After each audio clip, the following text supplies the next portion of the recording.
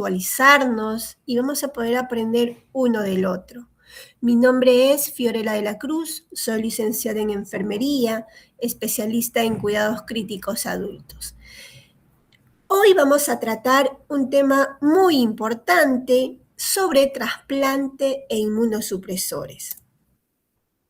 El objetivo de esta clase, como objetivo general, vamos a tener el conocer aspectos generales sobre trasplante e inmunosupresión y como objetivos específicos definir trasplante y tipos, describir la cascada inmunitaria y quiénes son los grandes protagonistas.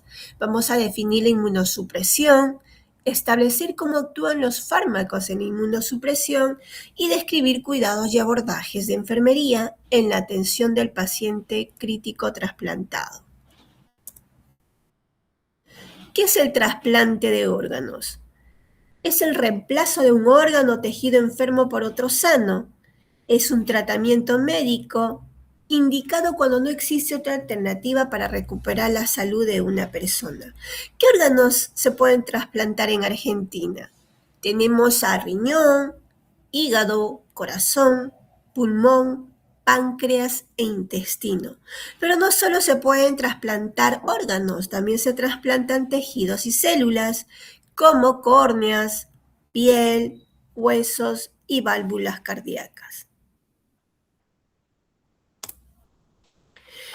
Muchos se preguntan, ¿de dónde provienen los órganos? ¿Sí? ¿Y qué tejidos se trasplantan? Bueno, ya habíamos hablado sobre qué tejidos se podían trasplantar y ahora ¿de dónde provienen los órganos? Los trasplantes se realizan a partir de órganos y tejidos provenientes de personas fallecidas, ¿sí? Los órganos y los tejidos. También existe la posibilidad de la donación en vida, en el caso, por ejemplo, de trasplante renal y hepático, siempre y cuando no exista el riesgo para la salud del donante. Así que el trasplante solo es posible gracias a la donación.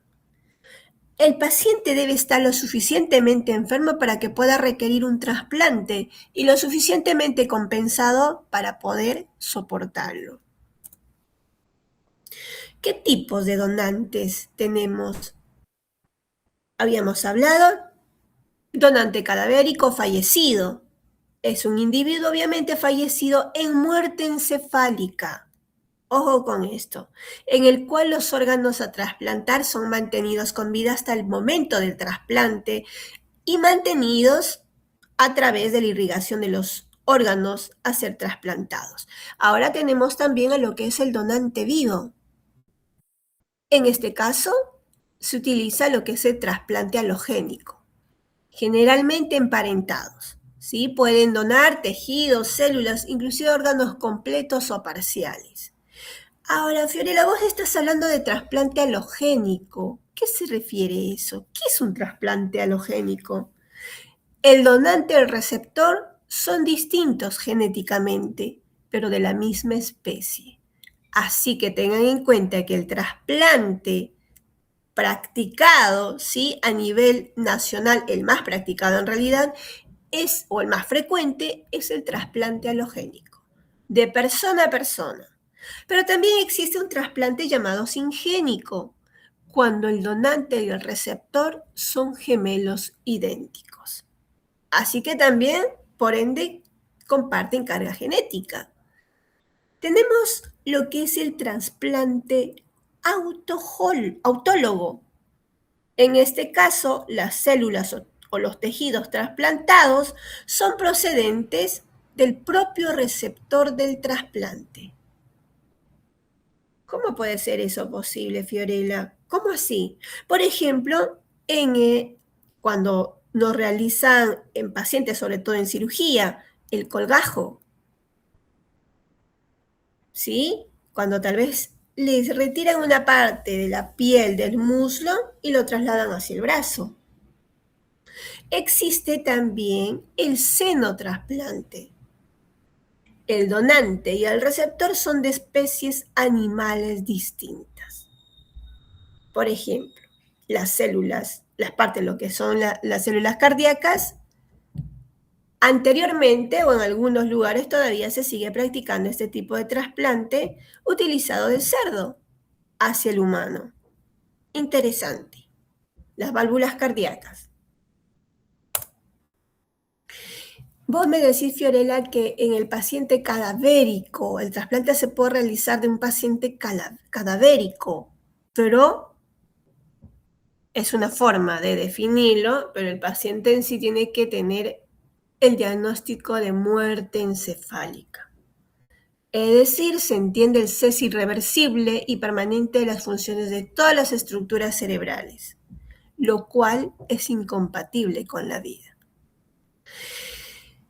Y para poder diagnosticar una muerte encefálica, se tiene que realizar un electroencefalograma, la ausencia de respiración espontánea, es decir, el paciente tiene que estar en apnea, las pupilas midriáticas o en posición intermedia pese a estímulos fóticos intensos, es decir, que no puedan responder a la luz.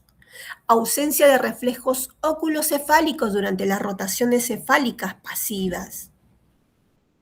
Pruebas calóricas vestibulares negativas. Se realiza la test de atropina negativa. O cuando el paciente presenta ausencia de reflejo nauseoso tusígeno. Fiorella, me llama mucho la atención lo que son la ausencia de reflejos oculocefálicos durante las rotaciones cefálicas pasivas. ¿Cómo es eso? ¿Cómo es la prueba calórica vestibular negativa? Bueno, la ausencia de reflejos oculocefálicos durante las rotaciones cefálicas pasivas es cuando el médico, ¿sí? El médico neurólogo, al paciente, a este paciente, con probable muerte encefálica, le rotan la cabeza muy levemente hacia el lado derecho. ¿Qué hace o qué hacemos nosotros cuando rotamos hacia el lado derecho, por ejemplo, la cabeza? Acompañamos la rotación, acompañamos en realidad esa rotación con la vista. Es decir, si yo roto la cabeza hacia la derecha, directamente mis ojos van hacia la derecha. Si roto hacia la izquierda, mis ojos van hacia el lado izquierdo. En el caso de una probable muerte encefálica, estos ojos no van a acompañar a la rotación de la cabeza. Se conocen como los famosos ojos de muñeca. A eso se llama ausencia de reflejos oculocefálicos. Ahora, las pruebas calóricas vestibulares negativas. El médico a este paciente le instila 1 o 2 gotitas tibias, ¿sí? Una instilación óptica, es decir, al oído. ¿Y qué es lo que va a pasar? Cuando nos bañamos, nos ingresa líquido al oído, nosotros tenemos una reacción, ¿no? Como que el cuerpo se estremece o algo así, o tratamos de mover la cabeza. Bueno, en el caso de los pacientes con probable muerte encefálica, no tenemos esa reacción. ¿Ok? Muy bien, continuamos entonces. Había una ley, ¿sí? En el año de 1977, que esto va a dar el origen para hoy en día una ley vigente, ¿sí? Sobre lo que es trasplante en Argentina. Decíamos entonces que en el año de 1977 se aprobó una ley conocida como la 21541 y el decreto reglamentario 3011, conocido como Ley de Ablación y Trasplante de Órganos y Material Anatómico de Argentina. Esta ley, ¿sí?, fue derogada en el año de 2018 por otra ley conocida como la 24193, ¿sí? Es esta ley de 24193. Fue aprobada en el año de 1993 y reemplazó o derogó a la ley anterior y estableció el marco legal desde el año 1993 al 2018, donde el modelo de donante presunto fue modificado por hoy en día la ley conocida como 27447. Fiorella, no entiendo. O sea, por el modelo de donante presunto, así es. Desde el año 1993 al 2018, la ley 2493 no especificaba, como hoy en día, que todos éramos donantes, sino había donante presunto. El que quiera, ¿sí? El que quiera colaborar en esta donación. Pero a partir de julio, el 26 de julio del 2018, con la ley 27447, o conocida como Ley Justina, que hoy en día es vigente, cambia este paradigma, el paradigma del donante presunto, a un consentimiento universal con opción de renuncia explícita. ¿Cómo es eso, Fiorella? O sea, hoy en día todos somos donantes, excepto que yo haya firmado un documento o directamente en mi DNI diga renuncia o no. ¿Ok? Ahora, Fiorella, ¿por qué ley Justina? ¿Quién fue Justina? ¿Por qué el nombre de esta ley? Bueno, les comento así brevemente que Justina fue una niña, obviamente argentina, de 12 años, que falleció en el año 2017, en noviembre exactamente, mientras esperaba un trasplante de corazón. Así que sus padres presentaron su caso porque estaban esperando mucho tiempo, ¿sí? Para esta donación de corazón e impulsaron la sanción de la famosa Ley Justina.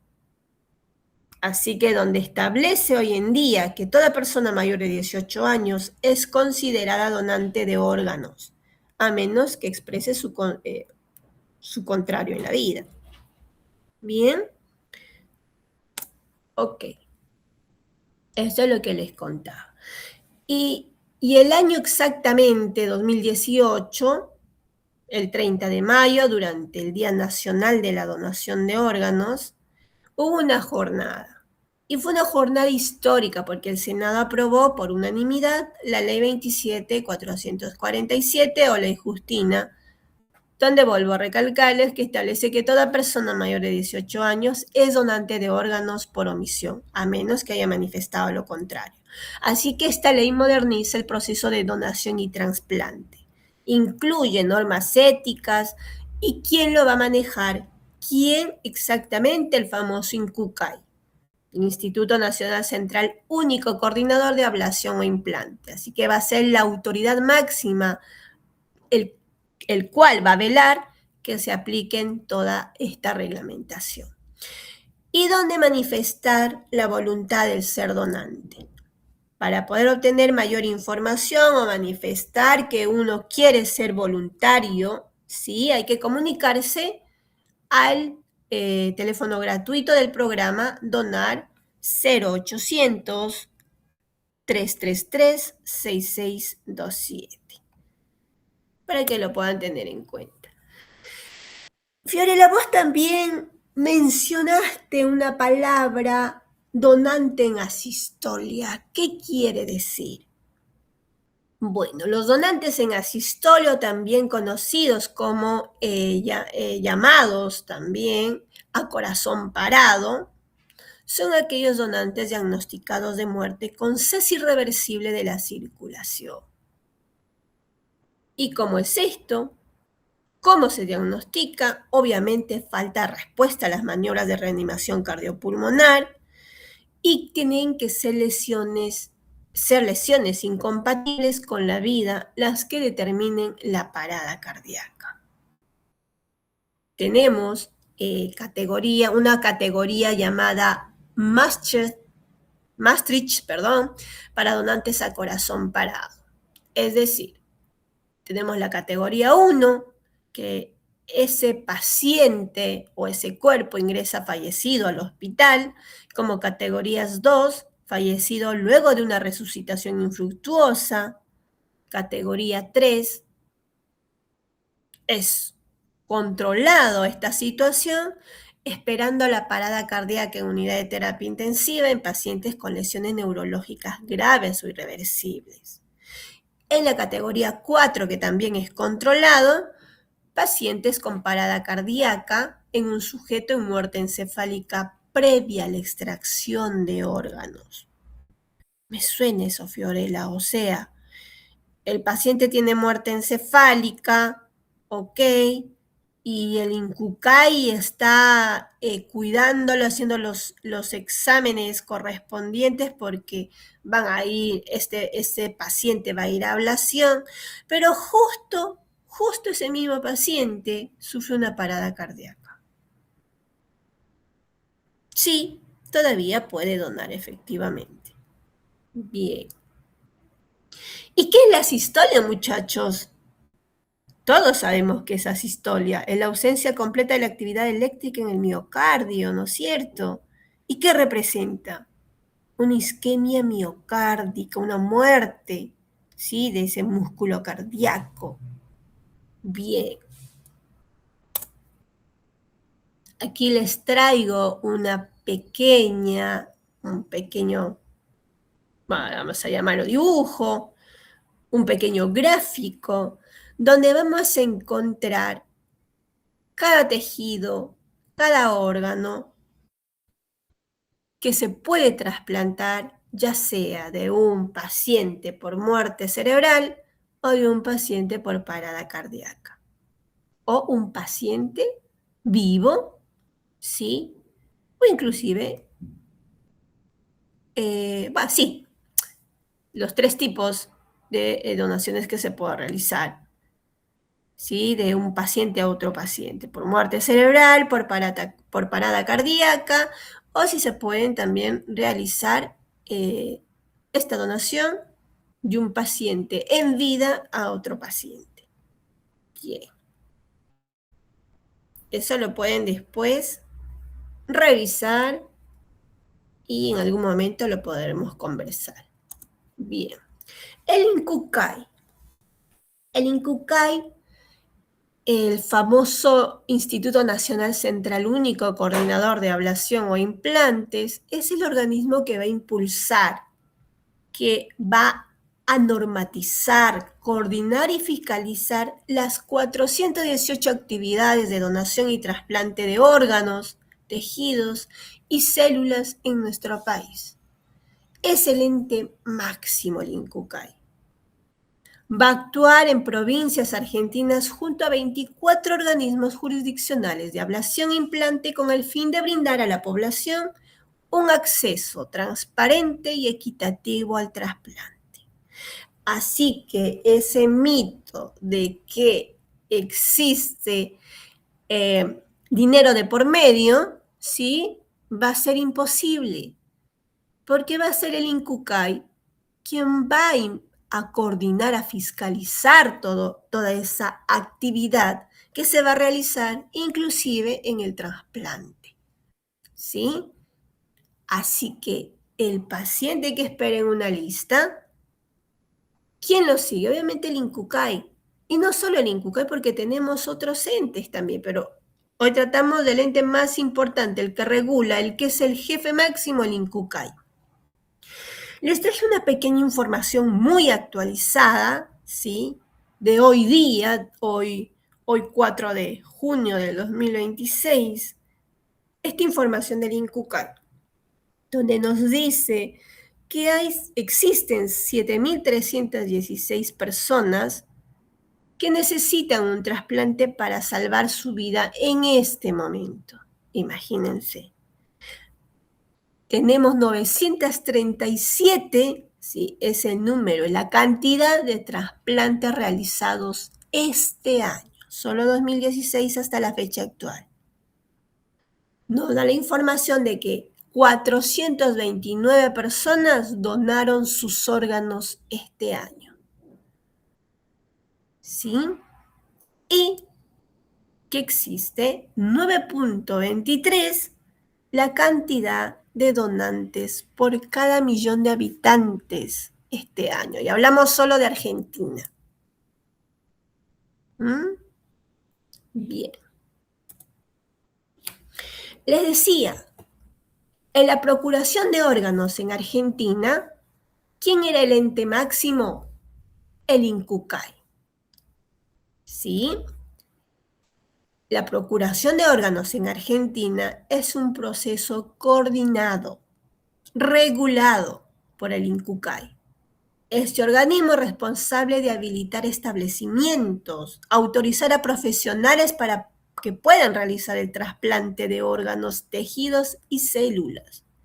¿Qué quiere decir eso, Fiorella? O sea, mi médico, el médico con el que trabajo yo, que es cirujano, es un muy buen cirujano, no puede realizar ese trasplante. No, porque quien lo tiene que autorizar es el INCUCAI. Y para eso, bueno, una regulación interna dentro del INCUCAI que seguramente se tienen que afiliar y realizar, aparte de actualizaciones y cursos, obviamente, algunas normas, protocolos que tienen que conocer estos médicos para que puedan hacer el trasplante, y no solo el trasplante, la ablación de estos órganos, tejidos o células. El Sistema Nacional de Procuración incluye múltiples instituciones que trabajan en conjunto para completar el proceso desde la donación hasta el trasplante. O sea, existen otros organismos, como por ejemplo el Sistema Nacional de Información y de Procuración y Trasplante de la República Argentina, o conocido con su nombre abreviado SINTRA. El SINTRA es el sistema informático para la administración, la gestión, la fiscalización y consulta de la actividad de procuración y trasplante de órganos, tejidos y células en el ámbito nacional. Tenemos también otros organismos como el Programa Federal de Procuración, que va a ser una respuesta sanitaria a la creciente demanda de trasplante de órganos y tejidos, involucrando a los sistemas de salud de todas las provincias.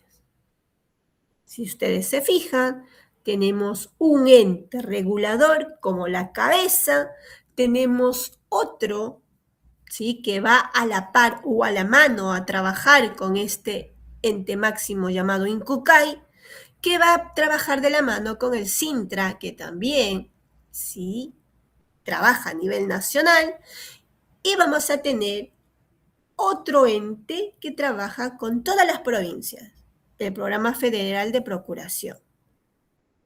Bien, ahora, el Comité de Procuración y Trasplante de Órganos, Tejidos y Células de la Sociedad Argentina de Terapia Intensiva, la SATI, va a funcionar como un órgano asesor, promoviendo la donación de órganos y tejidos para mejorar vidas.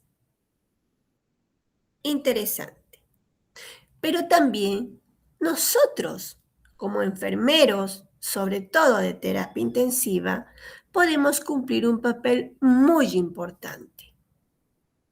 No solo nosotros, en realidad es a través de los médicos, pero quienes dan la primera vista para poder reconocer que un paciente puede ser un probable donante, nosotros, porque estamos 24/7 con el paciente, porque estamos constante en el seguimiento de la recuperación, o tal vez que no pueda recuperarse ese paciente, ¿no? Somos nosotros. Y los médicos, así que el enfermero o médico puede hacer la denuncia al INCUCAI, bueno, es una forma de decir denuncia, pero es llamado, para poder activar el primer botón del famoso escalón de donación. ¿Bien? Perfecto. ¿Cuáles son las etapas de un trasplante? Como hace un momento les decía, la aparición de un donante va a activar una cadena de procedimientos logísticos y quirúrgicos denominada procuramiento, que va a terminar con la realización del trasplante. ¿Y cuáles son estas etapas? Bueno, Como primera etapa, vamos a tener a la detección del potencial donante. Como les comentaba, ya sea en los hospitales, en las clínicas o en los sanatorios con capacidad para generar donantes, se tiene que trabajar en equipo de coordinadores hospitalarios, es decir, los enfermeros, los médicos, que van a identificar a pacientes con diagnóstico de muerte cerebral. Estos pacientes son potenciales donantes de órganos. Una vez que la muerte cerebral se certifica, por ley, obviamente, 2 médicos, de los cuales al menos uno debe ser neurólogo o neurocirujano. Si no, no sirve este diagnóstico. Posteriormente de haber detectado y diagnosticado, ¿sí?, una muerte cerebral, se activa el segundo botón, llamado activación sistema de procuramiento. Diagnosticada la muerte cerebral, el coordinador hospitalario va a informar a la Coordinación Nacional de Trasplante, ¿sí?, del MinSal, en este caso del INCUCAI, y esta va a alertar a los centros de trasplantes para comenzar la identificación de los pacientes que podrían ser los receptores de órganos.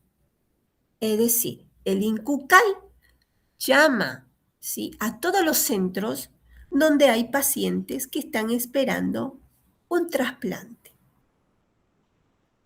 Posteriormente a eso, se activa el botón número 3, entrevista familiares del potencial donante. El coordinador hospitalario va a conversar con la familia para validar. ¿Qué va a validar? La voluntad manifestada en vida por la persona fallecida, a favor o en contra de la donación de órganos. Por más, ¿sí?, que el paciente... Bueno, este es algo protocolar, es algo muy interno que se trabaja, ¿sí?, en las instituciones con los familiares.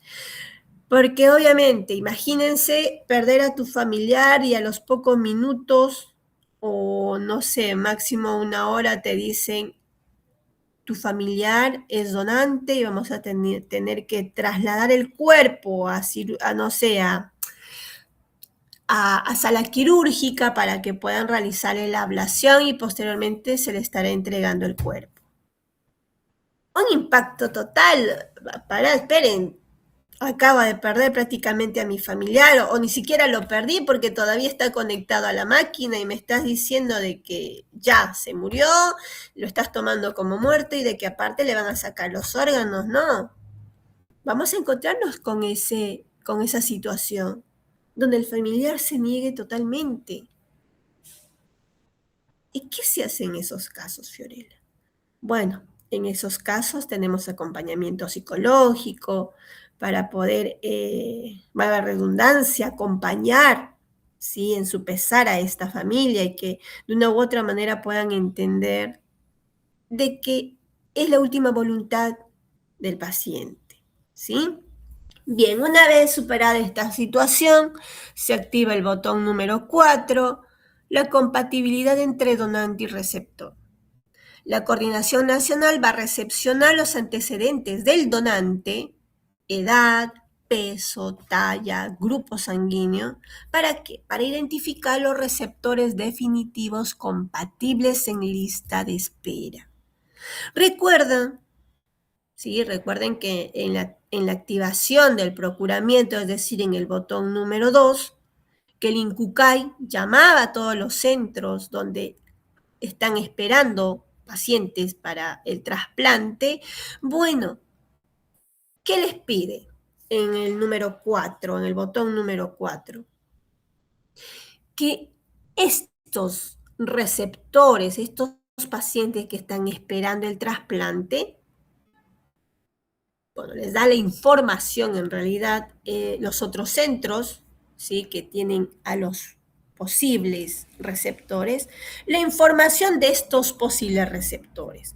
¿Para qué? ¿Para qué?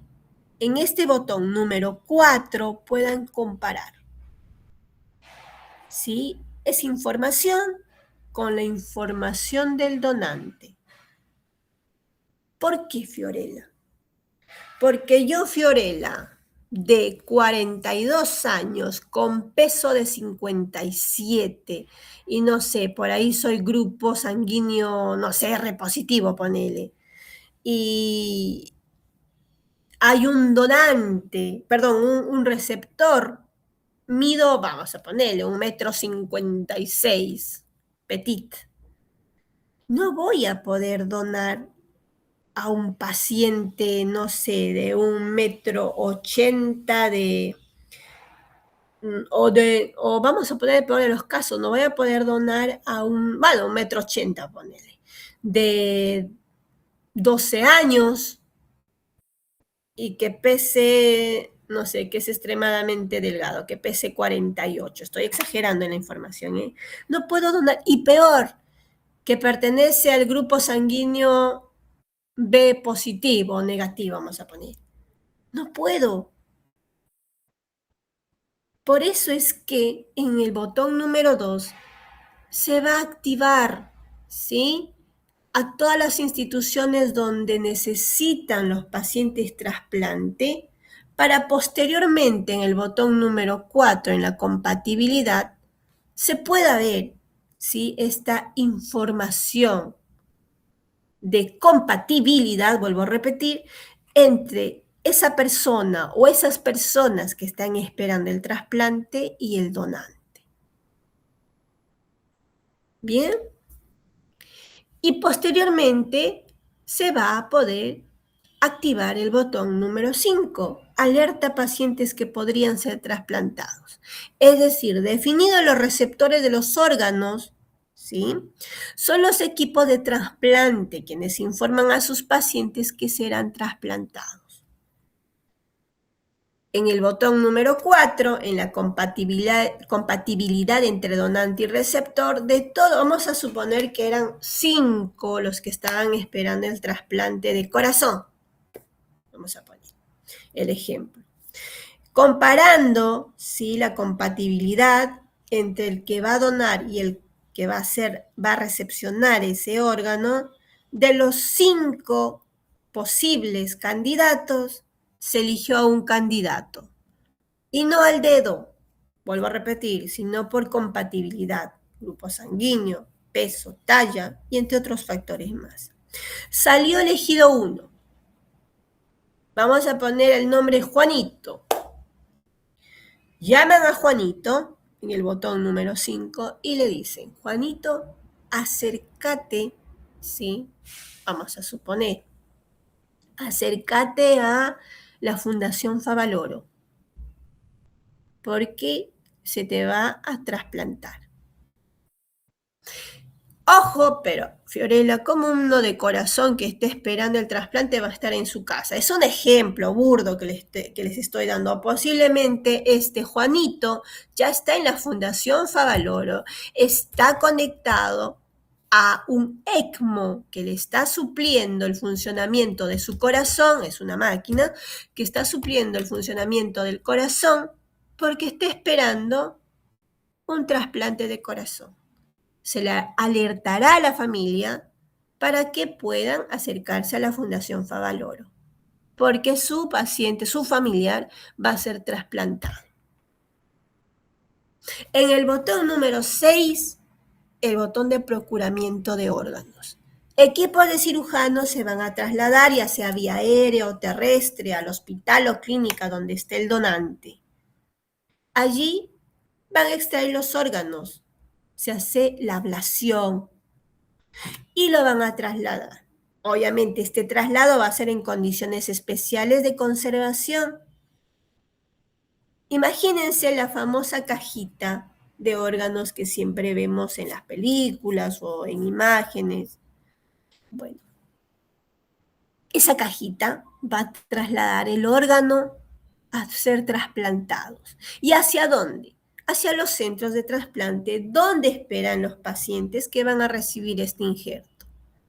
vamos a suponer que esta ablación se realiza en el hospital de clínicas. Se le retira el corazón al donante e inmediatamente, ojo, que no es que también que lo van a extirpar, retirar el corazón a ese paciente e inmediatamente se lo van a llevar. No, existen protocolos y situaciones de manejo para este corazón. Irrigación, conservación, van a hacer una pequeña biopsia en la misma sala quirúrgica, es todo un proceso. No es que retiro el corazón y lo pongo en la bolsita y lo transporto en mi pequeño, se me fue el nombre de esto, bueno, de mi transportador, de mi neverita, ahí está que encontré la palabra, de la nevera de traslado. No, no es solamente eso. Sí, existen otros procesos dentro de la sala quirúrgica para mantener a este órgano. Una vez, bueno, habíamos dicho el ejemplo, en el hospital de clínicas se hace la ablación de este corazón y lo van a transportar hacia la Fundación Favaloro para que el paciente que esté en espera de trasplante pueda recibir el injerto. Y como último botón, en la etapa de trasplante, tenemos el botón número 7, trasplante de órganos. En paralelo al proceso de procuramiento en los centros de trasplante, los pacientes que van a recibir este órgano son preparados e ingresados al pabellón, a sala quirúrgica, para iniciar el proceso de trasplante. Así son las etapas de un trasplante de órgano de tejidos. Ahora, existen plazos. ¿Cómo es esto, Fiorella? Existen plazos para los distintos órganos. Es decir, tienen que hacerse con mayor rapidez posible para evitar el deterioro de los órganos, porque tienen un tiempo, ¿sí? El tiempo que transcurre desde que se extrae ese órgano del paciente donante y se implanta a un determinado paciente, ¿sí? O un receptor, todo ese proceso se conoce como isquemia, tiempo de isquemia. En el corazón, por ejemplo, ese tiempo que se necesita es de 4 horas. Y Fiorella, y si pasa, es más, si es menos horas, mejor. ¿Y qué pasa si, no sé, en el traslado de ese corazón sufrió un accidente, no sé, la ambulancia, el auto, o se demoró?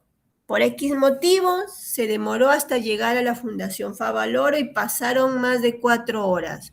Pasaron 4 horas y media y hasta que en el famoso trasplante en sí, bueno, son 6 horas. Ese corazón de poder se puede trasplantar, pero corre el riesgo de que de rechazo, ¿sí? Y es como algo, a ver, sé que estoy trasplantando un corazón que ya terminó, se venció su tiempo de isquemia. Está isquémico ya ese corazón en realidad. Bueno, lo voy a trasplantar, lo voy a injertar por si acaso. Sabemos que el 99.9%, si es que se pasa el tiempo, si requerido de isquemia de un órgano, va a ser rechazado. En los pulmones, el tiempo de isquemia es hasta 6 horas. En el páncreas, el tiempo de isquemia es hasta 16 horas. En el riñón, hasta 24 horas. Y en el hígado, hasta 8 horas. Esos son los famosos tiempos de isquemia. Pero también existe isquemia fría e isquemia caliente. Vamos a definirlo. ¿Qué es isquemia fría? Es el tiempo en el que el órgano permanece fuera del cuerpo y se conserva en solución y refrigerado. En realidad es refrigerado. ¿Esa es isquemia fría? Sí. tiempo en que el órgano permanece fuera del cuerpo y está conservado en solución y refrigerado. Ah, Fiorella, entonces es el momento en que es retirado del donante y lo que vos me dijiste, que lo lavan y le hacen pruebas, que no sé qué, lo van a conservar en la conservadora y lo van a ir transportando. Así es. ¿Y ahora qué es isquemia caliente? Es el tiempo en que el órgano está sin irrigación sanguínea a temperatura corporal. O sea, Fiorella, ¿cómo es eso? Una vez que se abre el cuerpo y se retira, es el isquemia caliente.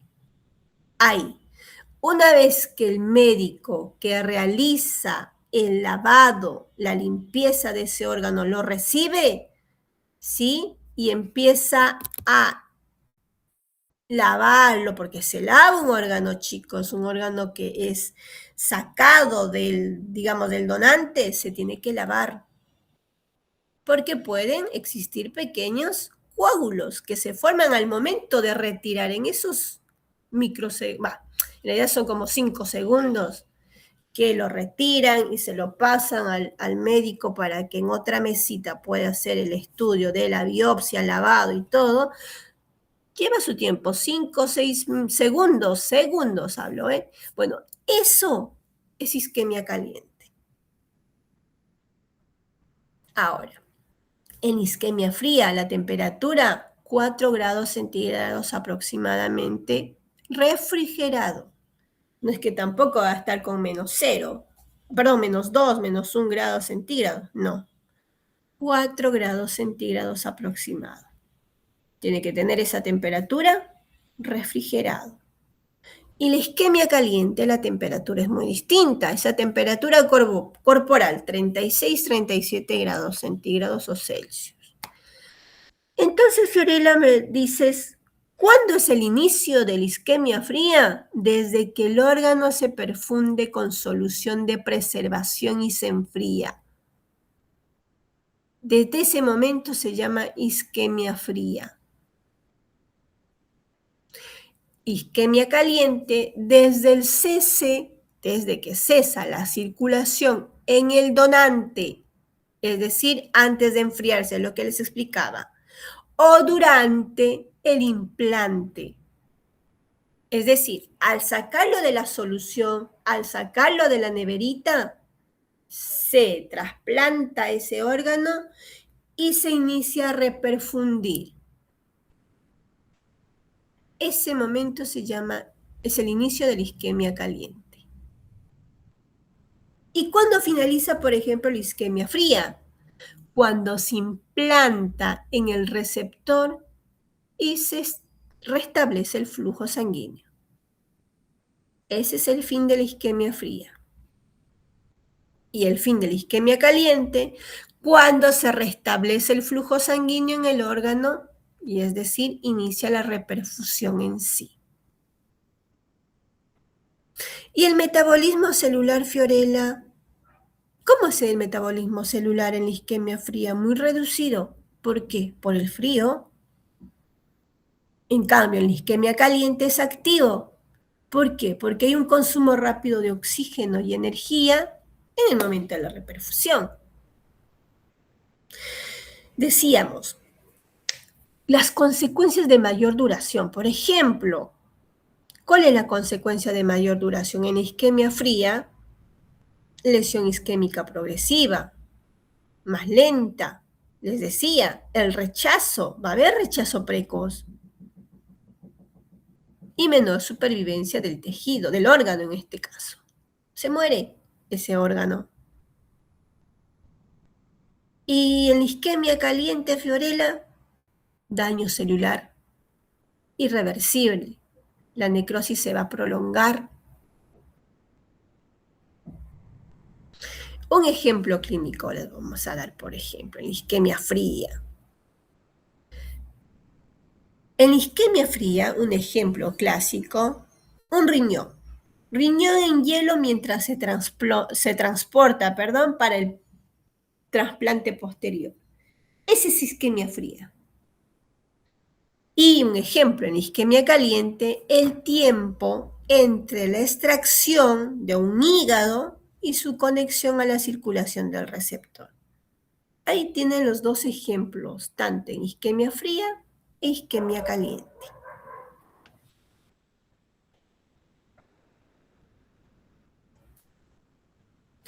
Así que para el logro de un trasplante exitoso, compañeros, es necesario la participación de un gran equipo de personas, el equipo multidisciplinario, pero no solamente del personal, es decir, enfermero, no solamente el médico, cirujano, kinesiólogo, no.